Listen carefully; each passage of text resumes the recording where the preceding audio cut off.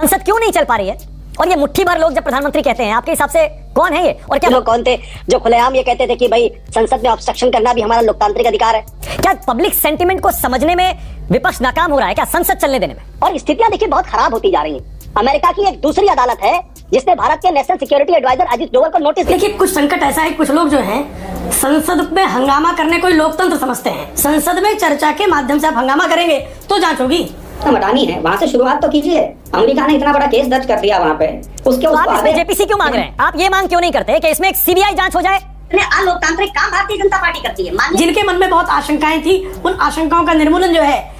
नमस्कार दोस्तों, स्वागत है आपका। आप लोग देख रहे हैं डाकर डिबेट। दोस्तों, आज का इस डिबेट में काफी बवाल होने वाला है। आप लोगों से अनुरोध है कि वीडियो को अंत तक जरूर देखिएगा। दोस्तों, आज के इस डिबेट में सुधांशु त्रिवेदी ने कांग्रेस के प्रवक्ता को अच्छी तरह से धोया। चलिए दोस्तों, मैं वीडियो को स्टार्ट करता हूं। क्यों नहीं किया? खैर दोस्तों, डिबेट काफी मजेदार होने वाला है। आपसे अनुरोध है कि वीडियो को अंत तक जरूर देखना। अगर आप लोग चैनल को अभी तक सब्सक्राइब नहीं किया तो चैनल को सब्सक्राइब और वीडियो को लाइक जरूर से कीजिएगा। चलिए दोस्तों, मेन वीडियो को स्टार्ट करते हैं। तो चलिए शुरू करते हैं। संसद क्यों नहीं चल पा रही है? और ये मुट्ठी भर लोग जब प्रधानमंत्री कहते हैं, आपके हिसाब से कौन है ये? और क्या वाकई मुट्ठी भर हैं क्या आशुतोष? और सुषमा स्वराज जी से पूछना चाहिए था मुट्ठी लोग कौन थे जो खुलेआम ये कहते थे कि भाई संसद में ऑब्स्ट्रक्शन करना भी हमारा लोकतांत्रिक अधिकार है। और 2012-2011 पूरे का पूरा संसद सत्र जो है वो साफ हो गया था।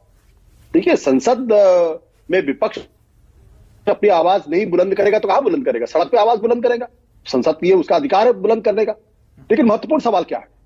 महत्वपूर्ण सवाल यह है कि जो गंभीर आरोप अडानी के ऊपर लगे हैं, क्या उसकी कोई निष्पक्ष जांच होगी या नहीं जांच होगी?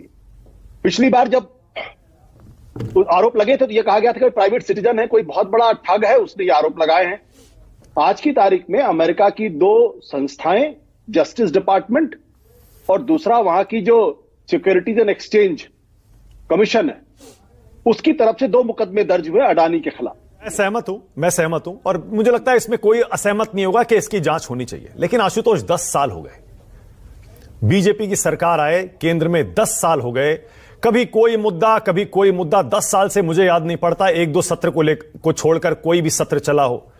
कभी रफाल का मुद्दा, कभी कोई मुद्दा, सारे मुद्दों पर जनता का आदेश जनादेश बार बार, कम से कम लोकसभा चुनाव में बीजेपी और एनडीए के पक्ष में आया। अब महाराष्ट्र में चुनाव हाल में जो हुआ, अडानी का मुद्दा महाराष्ट्र चुनाव में कांग्रेस ने उठाया, खूब उठाया, पर जनता का उससे कोई लेना देना है नहीं। जनता तो प्रचंड बहुमत से जिता रही है बीजेपी को। क्या पब्लिक सेंटिमेंट को समझने में विपक्ष नाकाम हो रहा है क्या संसद चलने देने में? उस पर जांच होनी चाहिए। जांच सीधा सा सवाल है, इसके अलावा दूसरा कोई सवाल ही नहीं है। उनके खिलाफ गिरफ्तारी के वारंट, इसकी जांच होनी चाहिए, नहीं जांच होनी चाहिए। और स्थितियां देखिए बहुत खराब होती जा रही हैं। अमेरिका की एक दूसरी अदालत है जिसने भारत के national security adviser Ajit Doval को नोटिस दे रखा है। कनाडा की सरकार जो है वो अमित शाह के ऊपर गंभीर आरोप लगा रही है। अगर इन सब चीजों पर अगर रहस्य का पर्दा बना रहेगा, भारत अगर ईंट का जवाब पत्थर से नहीं देगा, भारत अगर जांच करके उनकी मुंह को आईना नहीं दिखाएगा, तो शक की दीवार बनी रहेगी ना। मैं तो यही तो कह रहा हूं। और अगर विपक्ष सवाल को उठाता है, उसमें गलत क्या कर रहा है? भाई बोफोर्स का मुद्दा उठा था, आज तक कुछ साबित हुआ उसमें? कोई साबित नहीं हुआ उसमें। 64 करोड़ का मामला था। तो क्या उस वक्त भारतीय जनता पार्टी, जनता दल यूनाइटेड, जनता दल विश्वनाथ प्रताप सिंह कोई गलती की थी क्या? और जब 1984 के पहले जब मुद्दे विपक्ष उठाता था और बीजेपी को कभी जनसंघ को कभी 2 सीटें मिलती थी, कभी 10 सीटें मिलती थी, क्या वो जनता से कटे हुए थे? अरे विपक्ष का काम है सवाल उठाना, सरकार को कटघरे में खड़ा करना। आप विपक्ष का वो अधिकार भी छीन लेना चाहते तो बात अलग है। फिर तो लोकतंत्र बंद कर दीजिए, इस देश का संसद बंद कर दीजिए, विपक्ष को बंद कर दीजिए, फिर विपक्ष आवाज नहीं उठाएगा। और चुनाव भी मत करिए। Okay, all right. Prem Shukla, आप ही जवाब दीजिए। प्रेम भाई, क्या दिक्कत है अगर जांच हो जाए अडानी मामले की? सरकारी तौर पर यहां हिंदुस्तान में जेपीसी की मांग हो रही है, संसद चलने लगेगी। देखिए, कुछ संकट ऐसा है, कुछ लोग जो हैं संसद में हंगामा करने को ही लोकतंत्र समझते हैं। और कुछ कांग्रेस के समर्थक राजनीतिक विश्लेषकों को भी उनके स्मरण में यही है कि 1952 से लेकर 1998 और 2004 से लेकर 2014 तक एक भी दिन संसद थोड़े चली थी, सिर्फ हंगामे हुए थे। तो कुछ लोगों की जो स्मरण शक्ति है उसमें यह बात बैठ गई है, तो अब उनकी स्मरण शक्ति का तो कोई इलाज नहीं है। देखिए, आपको अडानी पर जांच की मांग करनी है तो संसदीय प्रक्रिया है। संसद में चर्चा के माध्यम से आप हंगामा करेंगे तो जांच होगी। आप जो है सारा वहां पर बेंच पर खड़े हो जाएंगे, वेल में कूद पड़ेंगे। यही संसदीय शस्त्र है। मतलब पंडित जवाहरलाल नेहरू के जमाने से लेकर आज तक लंबे समय तक जो कार्यकाल चला, जेपीसी की मांग भी अगर स्वीकारी जाती है तो एक चर्चा होती है ना, उसके लिए चर्चा के लिए हमारे पास जो है प्रक्रिया है ना, और प्रक्रिया संसदीय प्रक्रिया में निर्धारित है ना। तो आप निर्धारित प्रक्रिया को छोड़कर आप ये चाहेंगे कि हम हंगामा खड़ा करके संसद में कुछ हासिल कर लेंगे, तो आपको लोकतंत्र में विश्वास नहीं है, आपको शोर तंत्र में विश्वास है। तो जो शोर तंत्र में लगातार चिल्लाना चाहते हैं, चीखना चाहते हैं, और जो लॉजिकली चर्चा भी नहीं कर सकते। अमेरिका में किसी पर मान लीजिए केस है, तो अमेरिका की जांच एजेंसियां उस पर अपना जो है प्रक्रिया पूरी करेंगी। अमेरिका में जिस पर केस होगा उस पर भारत की संसद में पहले चर्चा हो जाएगी। ये नया नियम है, आशुतोष जी खोज कर ले आए हैं। किसी पर जो है अदालत में, अमेरिका में कोई एक फर्जी केस चल रहा होगा तो पहले संसद में इस पर चर्चा करो। भाई अमेरिका में हो गया जी, अमेरिका हमारा जो है बॉस है, अमेरिका के हम अभी भी गुलाम है, ऐसा भ्रम कुछ लोगों को चल रहा है कि पहले अंग्रेजों के थे आजकल अमेरिका के हो गए होंगे, ऐसा कुछ लोगों को भ्रम हो गया है। Okay, Jammu Kashmir, alright. इनमें ओडिशा में किसकी सरकार थी? नवीन पटनायक की। तमिलनाडु में किसकी सरकार थी? स्टालिन की। छत्तीसगढ़ में किसकी सरकार थी? भूपेश बघेल की। आंध्र प्रदेश में किसकी सरकार थी? आपको भी पता है। हमने तो ये नहीं कहा कि जांच ना कराइए, जगन रेड्डी की। जांच यहां से शुरू होनी चाहिए, वहां से शुरू तो कीजिए उसको। जो इसका किंग पिन है, जो अडानी समूह और उसके जो मालिक गौतम अडानी है, वहां से शुरुआत तो कीजिए। अमेरिका ने इतना बड़ा केस दर्ज कर दिया वहां पे, उसके तो आप इसमें जेपीसी क्यों मांग रहे हैं? आप ये मांग क्यों नहीं करते कि इसमें एक सीबीआई जांच हो जाए?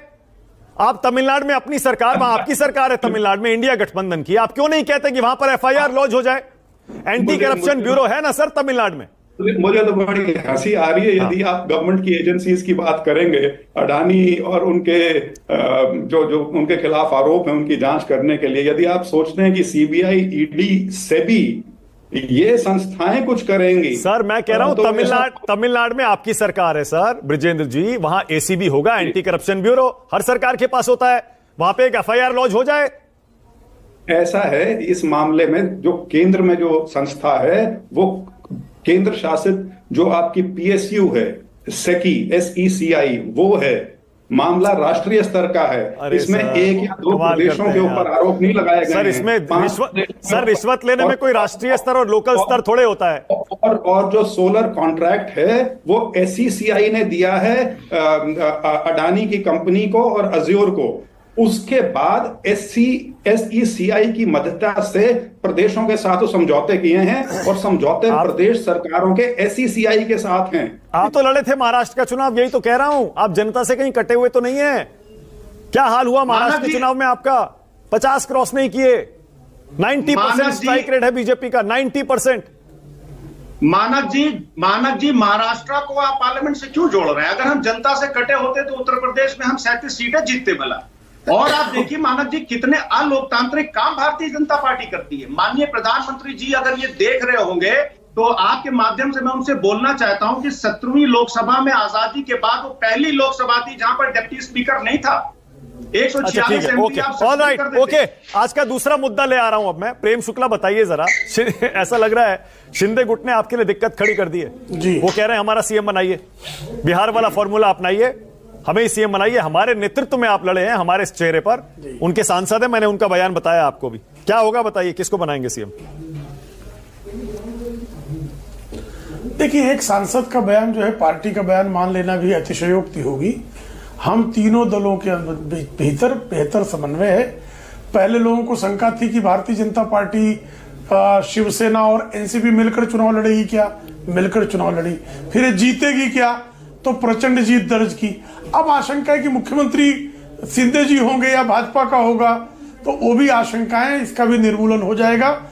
भारतीय जनता पार्टी का पार्लियामेंट्री बोर्ड और तीनों दलों के जो है नेता ये मिलकर निश्चित कर लेंगे कि मुख्यमंत्री पद के लिए सर्वोत्तम व्यक्ति कौन होगा, और बहुत स्विफ्टली उसका शपथ ग्रहण समारोह होगा, और 5 वर्ष तक सरकार भी बहुत अच्छे से चलेगी। जिनके मन में बहुत आशंकाएं थी, उन आशंकाओं का निर्मूलन जो है महाराष्ट्र की जनता ने कर दिया है। 2.5 साल दोस्तों वीडियो को अंत तक देखने के लिए धन्यवाद। आज का ये डिबेट वीडियो आप लोग को कैसा लगा आप लोग कमेंट सेक्शन में अपनी राय जरूर लिखें। साथ में अगर आप लोगों ने अभी तक हमारे चैनल को सब्सक्राइब नहीं किया, चैनल को सब्सक्राइब और वीडियो को लाइक जरूर से कीजिएगा। चलिए दोस्तों मिलते हैं कोई और लेटेस्ट वीडियो में, तब तक के लिए जय हिंद, जय भारत, वंदे मातरम।